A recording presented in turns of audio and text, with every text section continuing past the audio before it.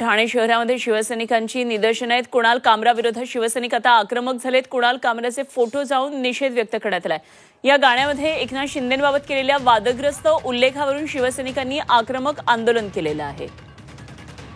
तर ठाण्यामधली दृश्य आपण पाहतोय। एकंदरीत शिवसैनिक आक्रमक झालेले आहेत। कुणाल कामराचे फोटो जाळण्यात आलेत आणि शिवसैनिक आक्रमक झालेले दिसतात। कुणाल कामरा विरोधात त्याच्या सेटची इकडे मुंबईमध्ये खार इथं तोडफोड करण्यात आली। तर ठाण्यामध्ये शिवसैनिक आक्रमक झाले आणि कुणाल कामराचे फोटो जाळण्यात आले।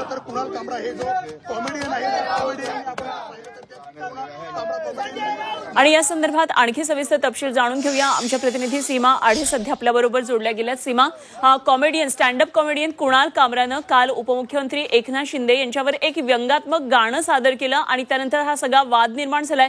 शिवसैनिक आक्रमक झालेले दिसतात। काल सेटची तोडफोड केली। ठाण्यामध्ये सुद्धा शिवसैनिक आक्रमक झालेले दिसतात। काय काय नेमके तपशील आहेत?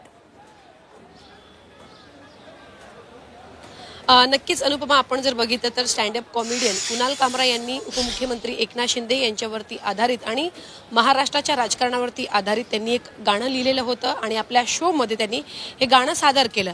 आणि या गाण्यामध्ये जे बोल त्यांनी वापरले, जे शब्द त्यांनी वापरले आणि याच्या माध्यमातून उपमुख्यमंत्री एकनाथ शिंदे यांची बदनामी करण्याचा प्रयत्न केला गेला आहे, असा आरोप शिवसेना शिंदे गटाच्या कार्यकर्त्यांनी नेत्यांनी केलेला आहे। आणि आता या गाण्यावरून राजकारण जे आहे ते आपल्याला तापल्याचं पाहायला मिळते।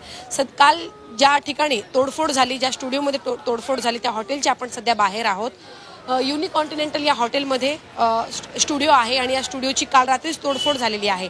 आणि आता पुन्हा या ठिकाणी कार्यकर्ते जमा होऊ नये, पुन्हा एकदा कायदा सुव्यवस्थेची परिस्थिती या ठिकाणी होऊ नये, यासाठी आता पोलिसांचा मोठा फौजफाटा या ठिकाणी आपल्याला बघायला मिळत आहे।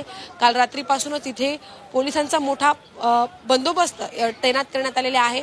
ज्या कार्यकर्त्यांनी, ज्या पदाधिकाऱ्यांनी या स्टुडिओची तोडफोड केलेली होती त्यांना खार पोलिसांनी ताब्यात देखील घेतलेलं होतं। 2च्या सुमारास त्यांना सोडण्यात आलं।